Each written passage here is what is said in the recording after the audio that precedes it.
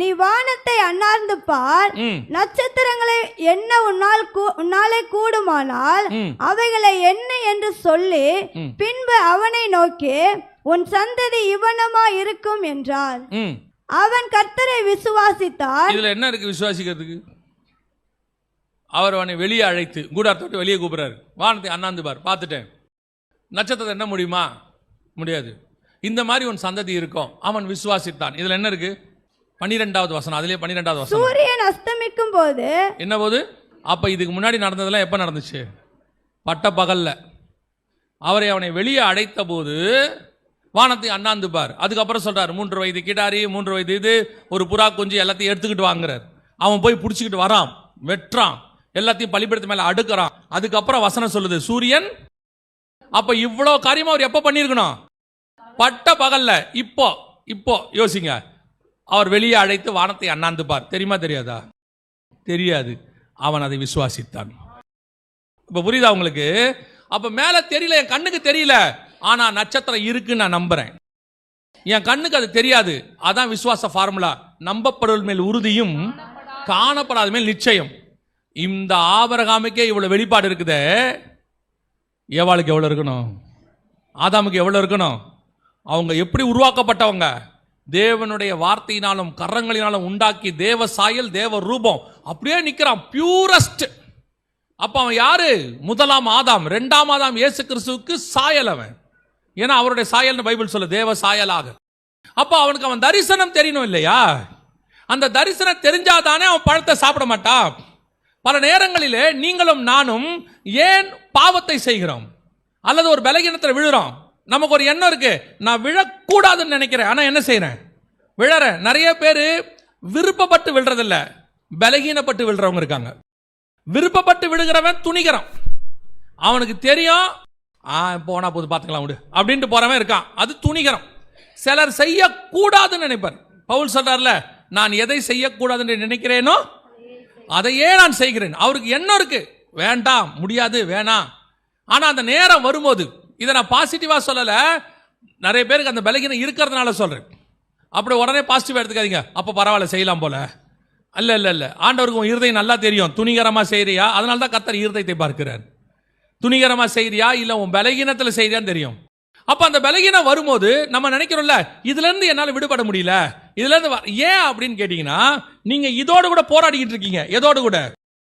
இந்த மாம்சத்தோடு கூட போராடுறீங்க. ஆனா நீங்க செய்ய வேண்டியது என்ன தெரியுமா? உங்களுக்கு நியமித்த வேற ஒரு தரிசனத்தை பார்க்க தொடங்கணும்.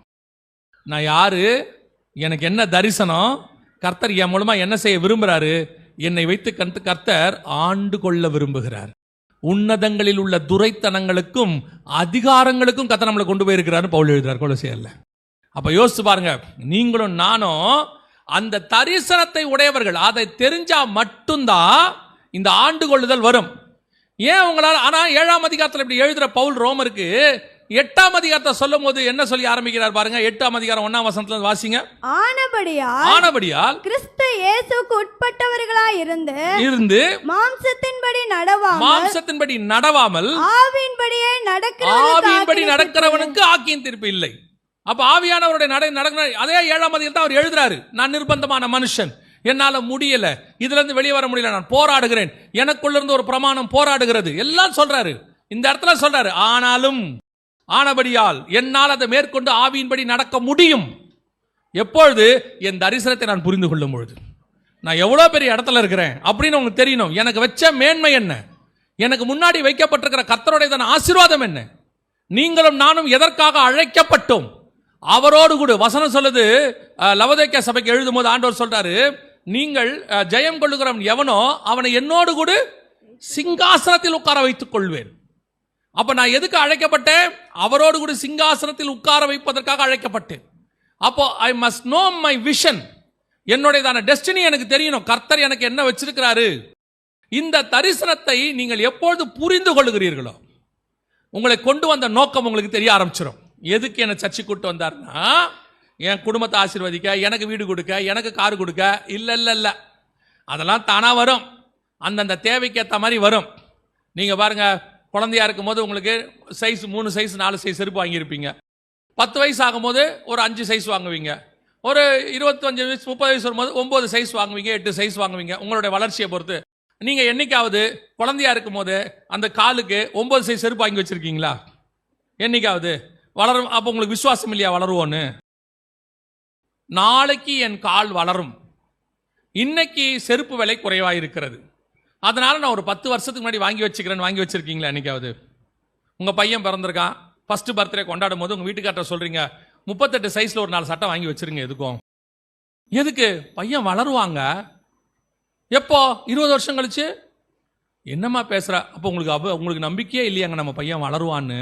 அவர் உங்களை எப்படி பார்ப்பார்னு நினைக்கிறீங்க? யோசிச்சு பாருங்க. 38 சைஸ் வரும்போது நான் 38 வாங்குவேன். எனக்கு ஒரு விசுவாசம் இருக்கு, எனக்கு இந்த கவுனு இந்த ஃப்ராக்கை கொடுத்த ஆண்டவர் 38 சைஸ் வரும்போது எனக்கு தேவையான சுட்டித்தாரையும் எனக்கு தேவையான புடவையும் கொடுப்பாருன்னு எனக்கு ஒரு நம்பிக்கை இருக்குல்ல. என்னைக்காவது அதை பத்தி கவலைப்பட்டீங்களா? அதே காரியத்தை தான் உங்கள் வாழ்க்கைக்கும் செய்வார். இப்போ நீங்க அந்த தரிசனத்தில் ஓடினாதான் இந்த பயம் போகும். இந்த பயம் இருக்கிறதுனால உங்களால் எதை பார்க்க முடியல? அந்த தரிசனத்தை பார்க்கவே முடியல. சபைக்குள்ள வந்து நீங்க கேட்கிற உங்க ஜெபம், உங்க விண்ணப்பம் எல்லாம் என்னவா இருக்குது? எப்படியாவது இந்த வருஷத்துக்குள்ள ஒரு வீடு கட்டிடணும், எப்படியாவது இந்த வருஷத்துக்குள்ள பொண்ணு கல்யாணம் பண்ணிடணும், எப்படியாவது பையனுக்கு வேலை வாங்கிடணும், எப்படியாவது கார் வாங்கிடணும். ஆண்டவர் கேட்பாரு, நீ எதுக்கு சர்ச்சுக்கு வந்த? எதுக்கு வந்தீங்க சர்ச்சுக்கு? சில நேரத்தில் உங்களை கர்த்தர் கொண்டாந்து எதுக்கு வைக்கிறாரு? ஒரு ஆஃபீஸில் கொண்டு போய் உங்களை வேலைக்கு சேர்க்குறாரு. சேர்த்த உடனே காலையில் ஒரு 10 மணிக்கு போய் மேனேஜர்கிட்ட எப்போ சம்பளம் தருவீங்க?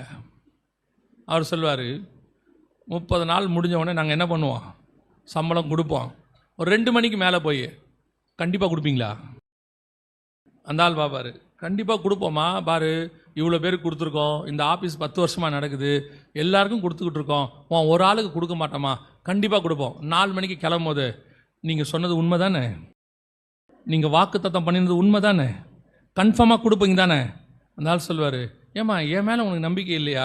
நீ யாரை வேணா கேட்டு பாருமா, பைபிள் முழுக்க இப்படி இருக்கிற மாதிரி என்னை சுற்றி இருக்கிற எத்தனை சாட்சி இருக்கு பாரு, கேளு, ஓனர் எப்படி கொடுப்பாருன்னு கேளு. சரி சரி சரி போயிட்டு காலைல முதல்ல வந்தோடனே, நேற்று நீங்கள் சொன்னதெல்லாம் கன்ஃபார்ம் தானே? அந்த ஆள் சொன்னான், மரியாதையாக வெளியே போயிரு. சொல்லுவாரா மாட்டாரா? ஆக்சுவலாக நீங்கள் அதை தான் ஆண்டவர்கிட்ட பண்ணிக்கிட்டு இருக்கீங்க. இப்போ நீங்கள் ஆண்டவர்கிட்ட அதைத்தான் பண்ணிக்கிட்டு இருக்கீங்க. உங்களுக்கு தெரியல. இன்னைக்கு என்ன நடக்குது அப்படின்னு கேட்டீங்கன்னா, ஆண்டவர் உங்களுக்கு வச்சிருக்கிற தரிசனத்தினுடையதான அந்த மேன்மை தெரியாததுனால நான் இப்படி சொல்றேன். நீங்கள் பிசாசு உங்களை என்ன பண்ணிட்டானா, எப்படி நன்மை தீமை அறித்த கனியை காட்டினானோ அதே மாதிரி இந்த உலகத்தில் மனுஷங்களுக்குன்னு ஒரு சந்தோஷம் இருக்கு. அது இருக்கு, இல்லைன்னு சொல்லலை. அது என்ன? ஒரு குடும்பம் பண்ணி, ஒரு கல்யாணம் பண்ணி, ஒரு வீடு வாங்கி, இது வந்து மனுஷங்களுக்கு இருக்கிற சந்தோஷம். அது நன்மை தீமை அறித்த விருட்ச மாதிரி. அதை காட்டி உங்களை இதை பண்ண விடாம பண்ணிட்டான், இந்த தரிசனத்தை பண்ண விடாம பண்ணிட்டான். இப்ப நீங்க பிறக்கும் போதே பிள்ளை எப்படி பெற்றெடுக்கிறீங்க? உங்களுக்குள்ள இருக்கிற தாட்டு தானே உங்க பிள்ளைக்குள்ள வரும். அதானே வரும். நீங்க உங்க மாமியாருக்கு ஒன்றும் கொடுக்கலன்னா நாளைக்கு உங்க மாமியார் உங்களுக்கு உங்க மருமக ஒன்றும் கொடுக்காதானே? ஏன்னா நீங்க பெற்றெடுத்தது அப்படித்தானே இருக்கும். நீங்க என்ன விதைக்கிறீங்களோ அதானே அறுப்பீங்க. ஆமா தானே? அப்ப அதே மாதிரி தானே ஸ்பிரிச்சுவலி இருக்கும். நீங்க ஸ்பிரிச்சுவலி தரிசனத்தோட இருந்தா உங்களுக்கு பிறக்கிறது எப்படி பிறக்கும்? தரிசனத்தோடு கூட பிறக்கும். உங்களுக்கு பயம், ஆவிக்குரிய பயம் இருந்தா உங்களுக்கு பிறக்கிறதுக்குள்ளேயே அந்த ஆவிக்குரிய பயம் இருக்கும். உங்களுக்கு உலக காரியத்து மேல தரிசனம் இருக்கு, ஆவிக்குரிய தரிசனம் இல்ல, உங்களுக்கு பிறக்கிறதுக்கும் என்ன இல்ல? தரிசனம் இல்ல. அதே தான் இப்ப நடந்துகிட்டு இருக்குது. கர்த்தர் உங்களை கூப்பிட்டது மகா பெரிய ஆளுகைக்கு. இப்ப பாருங்க, அதே மாதிரி இன்னொரு காரியம் நடக்குது. இப்ப ஏவாளுக்கு நடந்த அதே விஷயம் நடக்குது. வாசிங்க எஸ்தரின் புஸ்தகம் 8வது வசனம் வாசிங்க. 2ஆம் அதிகாரம் 8ஆம் வசனம். ராஜாவின் கட்டளையும் தீர்மானமும் பிரசித்தமாகி அநேகம் பெண்கள் கூட்டப்பட்டு சூசான் அரண்மனையில் உள்ள ஏகாயின் வசத்தில் ஒப்புவிக்கப்படுகிற போது எஸ்தரும் ராஜாவின் அரண்மனைக்கு அழைத்து கொண்டு போகப்பட்டு ஸ்திரீகளை காவல் பண்ணுகிற ஏகாயின் வசத்தில் ஒப்புவிக்கப்பட்டார். வெளியிருந்து எல்லாரும் எங்க கூட்டிட்டு வரப்பட்டாங்க? அரண்மனைக்கு கூட்டிட்டு வராங்க. கூட்டிட்டு வந்து எல்லாரையும் ஒப்படைச்ச மாதிரி தான் யாரையும் ஒப்படைச்சாங்க? எஸ்தரை ஒப்படைச்சாங்க. ஆனா எல்லாருக்கும் இல்லாத ஒரு தரிசனம் யாருக்கு இருந்துச்சு? எஸ்தருக்கு இருந்துச்சு. எல்லாருக்கும் இல்லாத தரிசனம் எஸ்தருக்கு இருந்துச்சு. அந்த தரிசனத்தை நான் இப்போ சிம்பிளா சொல்றேன். இப்போ ஏவாளை எது கூட்டு வந்தாங்க? ஆதாம் கிட்ட ஆண்டு கொள்ளும்படி தேவ பக்தி உள்ள சந்ததியை பெற்று முழுவதும் என்ன செய்யணும்? ஆளுகை செய்யணும். இதுக்கு தான் கூட்டு வந்தாங்க. இப்போ இந்த அம்மாவுக்கு அந்த விஷன் இல்லை. இந்த அம்மாவுடைய விஷன் என்னவா இருக்குன்னு கேட்டா, நன்மை தீமை அறியத்தக்க கனியை பார்த்ததுனால இவங்களுக்கு இந்த கர்த்தர் வச்ச அந்த 1:28 அவங்களுக்கு என்ன செய்யல இல்லை. ஆனால் இப்போ எஸ்தரை கூட்டிட்டு வந்துட்டாங்க. கூட்டிட்டு வந்த உடனே எஸ்தர்கிட்ட போய் எல்லா பெண்களும் சொல்றாங்க, எல்லா பெண்களும் ஒரு காரியத்தை செய்யறாங்க. வாசிங்க 2ஆம் அதிகாரம் 13வது வசனம் வாசிங்க. இப்படி ஜோடிக்கப்பட்ட பெண் ராஜாவினிடத்தில் பிரவேசிப்பால் கன்னி மாடத்தில் இருந்து தன்னோட கூட ராஜ அரண்மனைக்கு போக அவள் தனக்கு வேண்டுமென்று கேட்பவைகள் எல்லாம் அவளுக்கு கொடுக்கப்படும். இப்ப எல்லா பெண்களும் என்ன பண்றாங்கன்னா அந்த ஏகா கிட்ட போய் கேட்கறாங்க, எனக்கு அது கொடுங்க, இது கொடுங்க. எனக்கு அந்த இதை வாசிக்கும் போது அதுல பர்டிகுலரா ஒரு வார்த்தை இருக்கு பாருங்களேன். வாசிங்க 13ஆம் வசனம் திருப்பி வாசிங்க. இப்படி ஜோடிக்கப்பட்ட பெண் ராஜாவினிடத்தில் பிரவேசிப்பால் கன்னி மாடத்தில் இருந்து தன்னோடு கூட ராஜ அரண்மனைக்கு போக. இப்ப இவங்க எங்க போறாங்க? கன்னி மாடத்துல இருந்து ராஜா கூப்பிட்டா எங்க போவாங்க? அரண்மனைக்கு போவாங்க. அப்படி போகும் பொழுது வாசிங்க, அவள் தனக்கு வேண்டும் என்று கேட்பவை எல்லாம் அவளுக்கு கொடுக்கப்படும். அப்ப நல்லா கவனிங்க. இப்போ இவ ராஜாவை பார்க்க போகும்போது இவளுக்கு என்ன கேட்டாலும் என்ன செய்வாங்க? கொடுப்பாங்க. அப்ப இவ என்ன கேட்பா? அவங்கள ராஜாவை பார்க்க போகும்போது இவ கேட்கறதெல்லாம் எதுக்காக இருக்கும்? ராஜாவை திருப்திப்படுத்த, ராஜாவை கனப்படுத்த, ராஜாவை பிரியப்படுத்த தான் இருக்கும் எல்லாமே, இல்லையா? இப்போ நீங்கள் ஹாஸ்பிட்டலுக்கு போவீங்க. ஹாஸ்பிட்டலுக்கு போகும்போது என்ன வாங்குவீங்க? ஒருத்தரை நீங்கள் பார்க்க போறீங்க, ஹாஸ்பிட்டல் இருக்கிறாரு, என்ன வாங்குவீங்க? ஃப்ரூட்ஸ் வாங்குவீங்களா? முந்தி நாங்களாம் ஆரஞ்சு பழம் வாங்குவோம், ஹார்லிக்ஸ் வாங்குவோம், அதெல்லாம் வாங்குவோம்ல. என்னைக்காவது அவரை பார்க்க போகும்போது அவருக்கு சுகரு, அவருக்கு வந்து அட்மிட் பண்ணியிருக்காங்க, போகும்போது 1/4 கிலோ ஜாங்கிரி, 1/4 கிலோ பால்கோவா எல்லாம் வாங்கிட்டு போயிடுவீங்களா? ஏன் போக மாட்டீங்க? அதான் அவருக்கு ஒத்துக்காது. அவரை பார்க்கும்போது என்ன வேணுமோ அதான் வாங்கிட்டு போனோம். கல்யாணத்துக்கு போகும்போது மொய் எடுத்துட்டு போனோம். அதான முறை, அதான கரெக்டு. அந்த மாதிரி ராஜாவை பார்க்கும்போது அவருக்கு என்ன வேணுமோ. அப்போ இவங்க எல்லாருமே யாருக்காக தான் கேட்கறாங்க? ராஜாவுக்காக தான் கேட்கறாங்க. இப்போ நீங்க இங்க இருக்கிறவங்க எல்லாம் எதுக்காக தான் கேட்கறீங்க? எதுக்காக தான் கேட்கறீங்க? ஆண்டவருக்காக தான் கேட்கறீங்க. ஆண்டவர் எங்களை ஆசீர்வதிச்சா ஸ்தோத்திரம். ஆண்டவர் நாம மகிமைப்படும். கர்த்தர் மட்டும் வீடு கொடுத்தாருன்னா வாசல்ல வசனம் போட்டுருவேன். எதுக்கு? கர்த்தர் கொடுத்தாருன்னு. இப்போ யாருக்காக தான் கேட்குறோம்? நம்ம அப்படி தான் கேட்குறோம். நம்மளுடைய பார்வை எல்லாம் அப்படி தான் இருக்கு. எல்லாத்துக்கும் அதுக்கு ஒரு கர்த்தர் டேக்னு ஒன்று போட்டுருவோம். இதுக்கு ஒரு கர்த்தர் டேக். கார் கொடுத்தா பின்னாடி வசனம் போட்டுருவோம். எதுக்கு போட்டீங்க? வசனம் போடுறதுக்காக தான் கார் வாங்கணும். நாங்கள் கார் வாங்கினதுனால வசனம் போடலை. எங்களுக்கு ஒரு ஒரு வைராக்கியம் இருக்குது, என் காரில் வசனம் போடணும். அப்போ எனக்கு முதல்ல கார் வேணும். ஆண்டவரே உங்கள் வசனம் போடுறதுக்கு எனக்கு ஒரு கார் கொடுங்க. எப்படி இருக்கும்? ஆண்டவர் பார்த்து சரி கொடுறான்ட்டார். என்ன கேட்டாலும் கிடைக்கும். ஆனால் எஸ்தரோ வென்றால் 15வது வசனம் வாசிங்க. மொர்தெகாய் தனக்கு குமாரத்தியாய் ஏற்றுக்கொண்டவளும் அவன் சிறிய தகப்பனாகிய அபியாயேலின் குமாரத்தியுமான எஸ்தர் ராஜாவினிடத்தில் பிரவேசிக்கிறதுக்கு முறை வந்தபோது அவள் ஸ்திரீகளை காவல் பண்ணுகிற ராஜாவின் பிரதானியாகிய ஏகாய் நியமித்த காரியமே அல்லாமல் வேறொன்றும் கேட்கவில்லை. அப்படின்னா என்ன அர்த்தம்? எஸ்தர் எல்லாரும் கேட்குறாங்கன்னு கேட்கல, எல்லாரும் விரும்புகிறாங்கன்னு விரும்பலை. அவள் என்ன ஏகா கொடுத்தானோ அதை மட்டும் போட்டுக்கிட்டா. ஏகா என்ன கொடுத்தானோ அதை மட்டும் போட்டுக்கிட்டா. இந்த வசனம் அப்படியே புதிய ஏற்பாடு வசனம். ஆண்டவருக்கு தெரியும் உங்கள் தேவை என்ன என்பதை உங்கள் பரமபிதா முன்பே அறிந்திருக்கிறார். அவர் உங்களுக்கு ஏற்ற நேரத்தில் எல்லாவற்றையும் செய்வார். அவரை விட தி பெஸ்ட்டாக ஒன்றும் செய்யவே முடியாது. ஆனால் எஸ்தர் ஏகாவின் இடத்துல ஒன்றும் கேட்கல. அவன் என்ன கொடுக்குறாளோ அதை வாங்கிக்கிறார். ஏகாவுக்கு தெரியும், பார்த்துக்கலாம். அவருக்கு தெரியும் ராஜாவுக்கு என்ன பண்ணணுமோ ஏகாவுக்கு தெரியும். அப்போ பொதுவாக இன்னைக்கு எதுக்காக சொல்ல வந்தேன்னா, பொதுவாக இன்னைக்கு எல்லாரும் என்ன சொல்லுவாங்கன்னா, ஏங்க பெண்களுக்கு அலங்காரங்கிறது ஒரு சாதாரண விஷயம். சரி, எஸ்தருக்கு எப்படி இப்படி ஒரு தாட் வந்துச்சு? சரி வேண்டாம், ஏகா கொடுக்கறது போதும் என்ற மனதனுடைய தெய்வபக்தியே மிகுந்த ஆதாயம். சரி ஓகே, எஸ்தருக்கு எப்படி இப்படி ஒரு தாட் வந்துச்சு? அந்த அம்மாவுக்கு எப்படி இப்படி ஒரு எண்ணம் வருது அப்படின்னா, அந்த அம்மாவுடைய தாட் என்னன்னா, நீங்க கொடுக்குற நகையிலையோ நீங்க கொடுக்குற அலங்காரத்திலையோ நான் இல்லை, என்னுடைய தாட்டு வேற. ஏகா கொடுக்கறது கொடுக்கட்டும், அதை நான் வாங்கிக்கிறேன். அது ஏகாவுக்கு தெரியும் ராஜாவுக்கு என்ன பிடிக்கும்னு. யாருக்கு தெரியும்? ஏகாவுக்கு தெரியும். அதை போட்டால் ராஜாவுக்கு என்ன பிடிக்கும் அதை பார்த்துக்கிறேன். ஆனால் எஸ்தருடைய தாட் என்ன தெரியுமா? நான் இந்த மாதிரி எதையும் வாங்க மாட்டேன். அவரோட தரிசனமே வேற. இப்போ ராஜா கூப்பிட்டு கேட்குறாரு எஸ்தரை, 2 தடவை கேட்பாரு. எஸ்தரை கூப்பிட்டு கேட்பாரு, உனக்கு என்ன வேண்டும்? அவர் சொல்லுவார் பாருங்க, 5ஆம் அதிகாரம் 3ஆம் வசனம். ராஜா அவளை நோக்கி, எஸ்தர் ராஜாத்தியே, உனக்கு என்ன வேண்டும்? நீ கேட்கிற மண்டாட்டு என்ன? நீ ராஜ்யத்தில் பாதி மட்டும் கேட்டாலும் உனக்கு கொடுக்கப்படும் என்றான். இப்பவும் எஸ்தர் ஒன்றும் கேட்கல. இப்போ எஸ்தர் என்ன செய்யல? ஒன்றும் கேட்கல. அதே மாதிரி 2 தடவை கேட்பார் அவர். 2 தடவையும் எஸ்தர் வந்து ஒன்றுமே கேட்கல. ஏன்னா எஸ்தருக்கு விஷன் வேற, எஸ்தருடைய விஷன் வேற. இப்போ ராஜா எத்தனை நாட்டுக்கு ராஜாவா இருக்கிறாரு? 127 நாட்டுக்கு ராஜா. இப்போ இவர் கூப்பிட்டு என்ன கேட்குறாரு? பாதி மட்டும் உனக்கு நான் தரேன். அப்படின்னா எவ்வளோ வரும் தெரியுமா? ஒரு 63 64 நாடு வரும்னு வச்சுக்கோங்க. 63 64 நாடு. அந்த அம்மா சொல்லுது, அதெல்லாம் வேணான்றுச்சு, நீங்கள் எங்கள் வீட்டுக்கு சாப்பிட வாங்க போதும் அப்படின்னு. என்னடா இப்படி மற்ற பெண்கள்லாம் எல்லாத்தையும் கேட்கும் போது அந்த அம்மா எல்லாத்தையும் வேணான்றுச்சு. ஏகா என்ன கொடுக்குறாரோ நீங்கள் கொடுக்கறது கொடுங்க, போட்டுக்கிட்டு போகிறேன்னு சொல்லிருச்சு. அதே நேரத்தில் ராஜா கூப்பிட்டு கேட்குறாரு. சரி, இப்போ ராஜா கிட்டையும் போயாச்சு. எதுக்கு ராஜா கிட்ட வந்தீங்க? 63 நாடு தரேங்கிறாரு. 63 நாடு. அந்த அம்மா சொல்லுது, அதெல்லாம் வேணான்னு.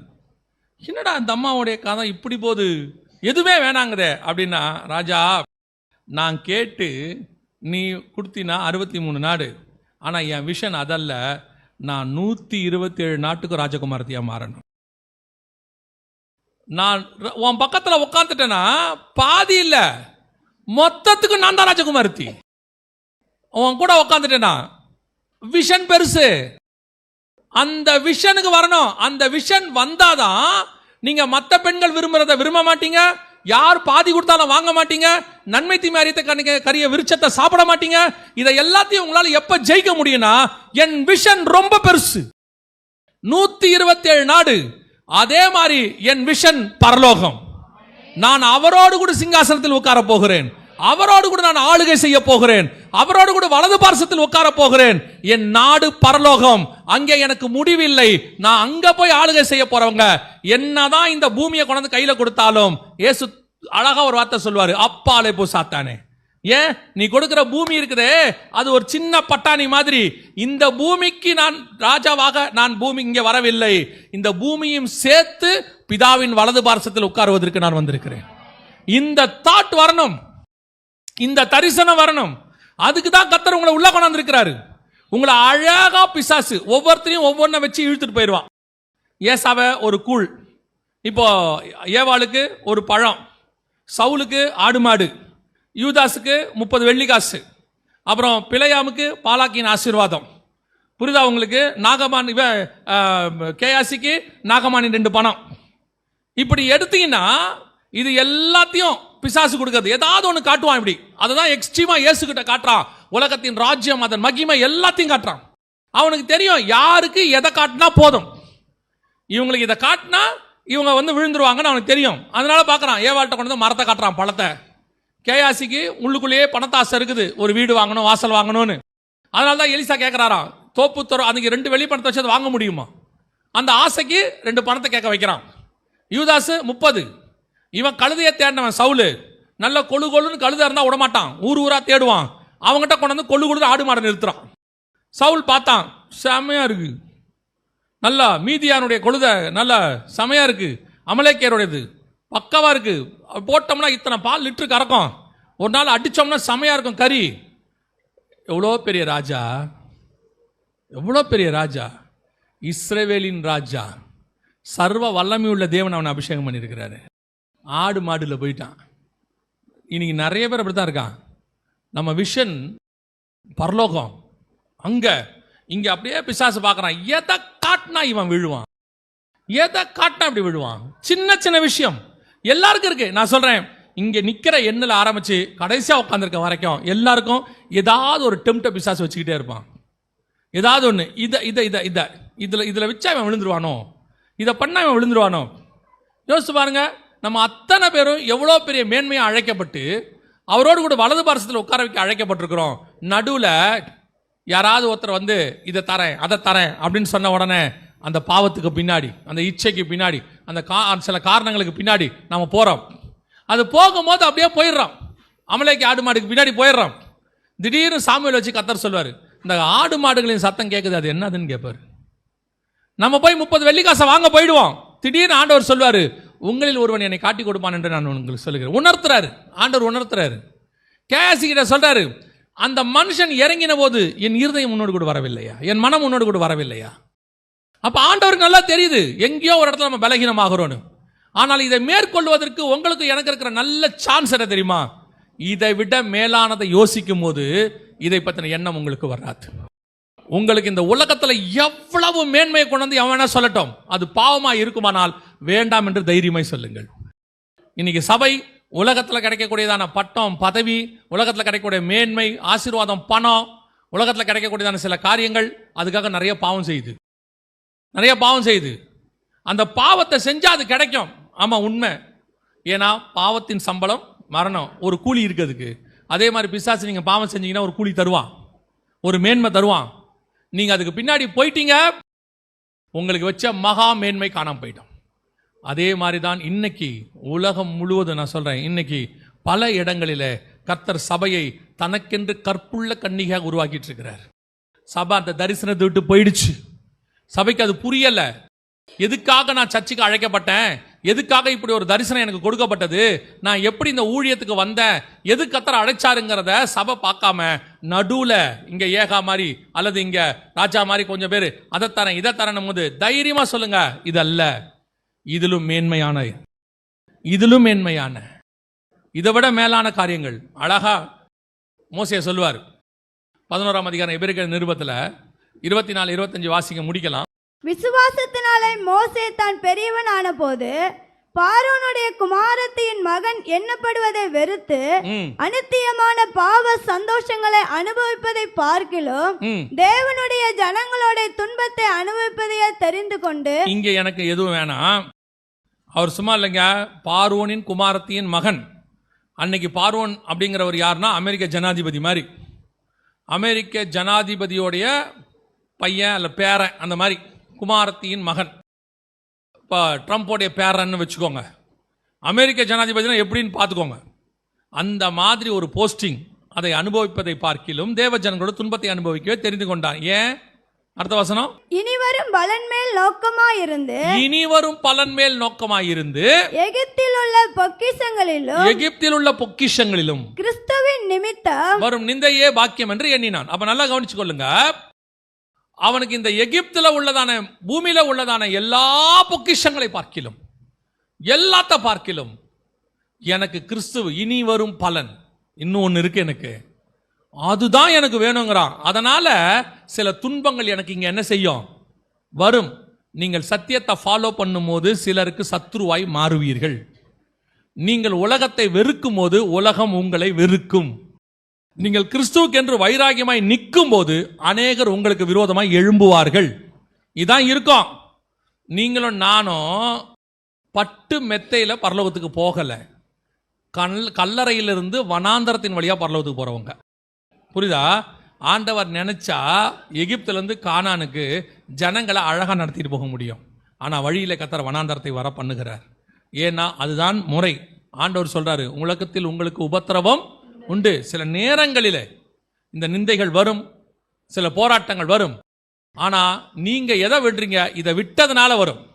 நீங்கள் நல்லா கவனிச்சு பாருங்களேன். நீங்கள் எல்லாரோடையும் சேர்ந்து ஜாலியாக அரட்டடிச்சு பாவம் செஞ்சுக்கிட்டே இருந்தீங்கன்னா உங்கள் கூட 10 பேர் நிற்பான். நான் சொல்றது உங்களுக்கு புரியுதா? நீங்கள் நல்லா குடிச்சிட்டு கிடிச்சிட்டு இருக்கீங்க, இல்லை ஒரு தப்பு செய்கிறீங்க, ஒரு சண்டை வருது, நல்லா கவனிச்சு பாருங்க, நல்ல ஒரு 10-15 பேர் வந்து நிற்பான் கூட. என்னடாச்சு வாடா அப்படிம்பா.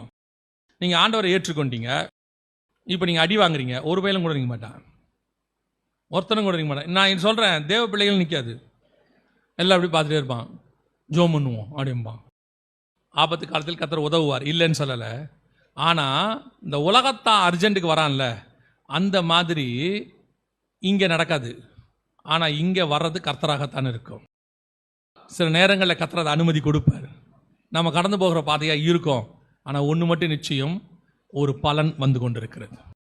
இப்போ நீங்கள் உலகத்தான் கூட சேர்ந்து சண்டை போகிறீங்கன்னு வச்சுக்கோங்களேன், 10 பேர் வருவான் கூட நிற்பான். நமக்கு மாம்சத்தில் ஒரு தைரியம் இருக்கும், நம்ம ஃப்ரெண்ட்ஸ் இருக்காங்கடா, சொந்தக்காரங்க இருக்கிறான்டான்னு. ஆனால் முடிவு ஜெயிலாக தான் இருக்கும். முடிவு ஏதோ ஒன்று அடித்தடி நடந்திருக்கும், கொஞ்சம் ஒரு பயம் இருக்கும், திருப்பி அடிப்பாங்களோன்னு இருக்கும். அது ஒரு மாதிரி போயிட்டே இருக்கும். ஆனால் இப்போ நீங்கள் கிறிஸ்துக்காக பாட அனுபவிச்சு பாருங்க, உங்களுக்கு ஒரு திருப்தி இருக்கும். எனக்கு ஒரு பலன் இருக்கிறது, நிச்சயம் கர்த்தர் எனக்கு உதவி செய்வார். எனக்கு ஆண்டவர் சொல்லி கொடுத்தாரு, எவனாவது உன்னை திட்டினானா நீ திருப்பி திட்டினா கணக்கு தீர்ந்து போச்சு. அவனும் திட்டினா நீயும் திட்டின, கணக்கு தீர்ந்து போச்சு. இப்போ அவன் உன்னை திட்டுறான், இல்லை உனக்கு விரோதமாக எழும்புறான், நீ அமைதியாக போயிட்டினா நான் உனக்காக வழக்காடுவேன். நீ அமைதியாக போனதுக்காக நான் உன்னை ஆசீர்வதிப்பேன். இது டபுள் ஃபோல்ட் பிளெஸிங். நமக்காக யுத்தம் பண்ண ஒருவர் அங்கே இருக்கிறார். ரெண்டாவது, நம்ம அமைதியாக போனதுனால கர்த்தர் என்ன பண்ணுறார், நம்மளை ஆசீர்வதிக்கிறார். சில நேரங்களில் இந்த நிந்தையை நம்ம கிராஸ் பண்ணுறோம். எதை வச்சு கிராஸ் பண்ணோம்? இனி வரும் பலன் மேல் நோக்கமாகி எனக்கு ஒன்று கர்த்தர் வச்சிருக்கிறாரு. அப்போ அந்த தரிசனம், அதை நோக்கி நீங்கள் ஓட ஓட ஓட இதை ஈஸியாக ஜெயிக்கவே முடியும். ஏவாளால் முடியாதது எஸ்தரால் முடிஞ்சிச்சு. அல்லேலூயா. அவங்க நன்மை தீமைத்த கனியை பார்த்தாங்க, ஆனால் எஸ்தர் ராஜா கொடுத்த ஆசீர்வாதத்தை பார்க்கல. இவங்க ஜீவ விருட்சத்தை மிஸ் பண்ணிட்டாங்க, அவங்க 127 நாட்டுக்கு ராஜாக மாறிக்கிட்டாங்க. அல்லேலூயா. அதே தேவன்தான் உங்களுக்கும் எனக்கும் வாக்கு பண்ணுகிறார். நீங்களும் நானும் மேன்மையான அழைப்புக்கு அழைக்கப்பட்டவர்கள். இந்த பூமியில் கிடைக்கிற எல்லாத்தை விட கர்த்தர் வச்சது பெருசு. அதை மட்டும் மனசில் வச்சுக்கொள்ளுங்க. இந்த பூமியில் எதை வேணாலும் கொடுக்கட்டும், உயரிய பதவி கொடுக்கட்டும், பெரிய பணம் கொடுக்கட்டும், அது பாவத்திலிருந்து வருதுன்னா அதை விட பெருசு தேவன் கொடுக்கறது தான். அல்லேலூயா. நம்ம ஜெபம் பண்ணுவோமா? நம்ம எந்திரிப்போம் எல்லா தேவ சமூகத்தில். கர்த்தர் உங்களை அழைத்து ஒரு புருஷன் கையில் ஒப்படைக்க போறார், கற்புள்ள கன்னிகையாக. நீங்கள் அதற்கு பாத்திரவனாய் மாறணும். ஆதாம் கிட்ட ஒப்படைக்கிற மாதிரி உங்களை கொண்டு போய் என்ன கொண்டு போய் ஒப்படைக்க போறாரு. எதற்காக? ஒரு தரிசனத்திற்காக. ஒரு தரிசனத்திற்காக. அந்த தரிசனத்தை நீங்கள் நானும் பெற்றுக்கொள்வதற்காக, அதை சுதந்திரிப்பதற்காக. அவருக்கு நம்ம மேல ஒரு தரிசனம் இருக்கு. ஆனால் அந்த தரிசனம் உங்களுக்கு புரியாவிட்டால் நீங்கள் அந்த தரிசனத்தை விட்டு வெளியே போய் விடுவீர்கள். உங்களுக்கு வச்ச மேன்மை கிடைக்காது. எஸ்தருக்கு அந்த தரிசனம் புரிஞ்சிருச்சு. அதனால்தான் நடுவில் யார் என்ன கொடுத்தாலும் அவங்க வேணான்ட்டாங்க. சர்ப்பம் வந்து பழம் கொடுத்துச்சு, அவங்க சாப்பிட்டாங்க. இங்கே ராஜாவே கூப்பிட்டு பாதி ராஜ்யத்தை தரேன்னாரு, எஸ்தர் வேணான்ட்டாங்க. ஒப்பு கொடுப்போமா? இந்த பூமியில் கர்த்தர் கொடுக்காத எது வந்தாலும் அது பாவமாக இருக்கும். கர்த்தர் உங்களுக்கு எனக்கு நியமிச்சது வேற. சர்வை பண்றதுக்கு கர்த்தர் எல்லாம் தருவார். ஆனால் ஆசீர்வாதம் என்பது பரலோகத்தில் தான் இருக்கிறது. ஒப்பு கொடுப்போமா? நம்மளை சில நேரத்தில் ஒரு சிலர் நீங்கள் பலகீனமாக இருக்கிறோம், அப்பப்போ விழுகிறோம், எழுந்திருக்கிறோம், அப்பப்போ சொல்கிறோம் நான் இந்த தரிசனத்தை ஓடணும்னு நினைக்கிறேன், ஓட முடியல. ஆண்டவர் சொல்றார், ஓட முடியும், உன்னால் அச்சீவ் பண்ண முடியும், முடிவு பரிந்தால் நிலைநிற்க முடியும். ஒன்று மட்டும் செய், உன் பார்வையை மாற்று. எவ்வளோக்கு எவ்வளோ என் தரிசனத்தை உணர முடியுமோ அதை பார். ஆவிக்குரிய கண்கள் திறக்கப்படட்டும். வேதத்துக்குள்ளே நான் சொல்லி வச்சிருக்கிற மேன்மைகளை பார். அப்போ உனக்கு ஆட்டோமேட்டிக்காக பார்வன் குமாரத்தின் மகன் எனப்படுவதை நீ வெறுத்துருவ. பூமியில் இருக்கிற மேன்மைகளை நீ வெறுத்துருவ. இது ஒன்றும் இல்லைன்னு உனக்கு தெரிஞ்சிடும். நான் தேவனோடு கூட வலது பார்சத்தில் உட்கார்றது தான் மேன்மைன்னு உனக்கு தெரிஞ்சிடும். ஒப்பு கொடுப்போமா? நல்ல தகப்பனே, சர்வ வல்லமை உள்ள எங்கள் ஆண்டவரே, எங்களை அழைத்த அழைப்புக்கு நாங்கள் முடிவு பரியந்தம் நிற்க, உண்மை உள்ளவர்களாக இருக்க, அதை சுதந்திரித்து கொள்ள கர்த்தர் கிருபை பாராட்டுங்கப்பா. நடுவில் எத்தனையோ காரியங்கள் எங்களை வழிவிலக பண்ண பார்க்குது ஆண்டவரே. எத்தனையோ காரியங்கள் எங்களை உண்மை விட்டு தூர போக பண்ணுது ஆண்டவரே. ஆனாலும் எங்கள் பார்வை உங்கள் தரிசனத்தை விட்டு போகாதபடி, நீங்கள் கொடுத்த அழைப்பை விட்டு போகாதபடி, நான் எதற்காக பிடிக்கப்பட்டேனோ அதை வாஞ்சையாய் தொடருகிறேன். நான் கடைசி வரைக்கும் நிற்க விரும்புகிறேன். விசுவாசத்தை துவக்கினவர் முடிக்கவும் வல்லமை உள்ளவராய் இருக்கிறார். நான் நல்ல போராட்டத்தை போராடுவேன், ஓட்டத்தை முடிப்பேன். இந்த விசுவாசத்தோடு நாங்கள் ஓட எங்களுக்கு கிருபை பாராட்டும் ஆண்டவரே. இந்த வார்த்தைகள் எங்கள் வாழ்நாள் முழுவதும் எங்களோடு கூட பேசட்டும். எங்கள் ஆண்டவர் இயேசு கிறிஸ்துவின் நாமத்தில் பிதாவே.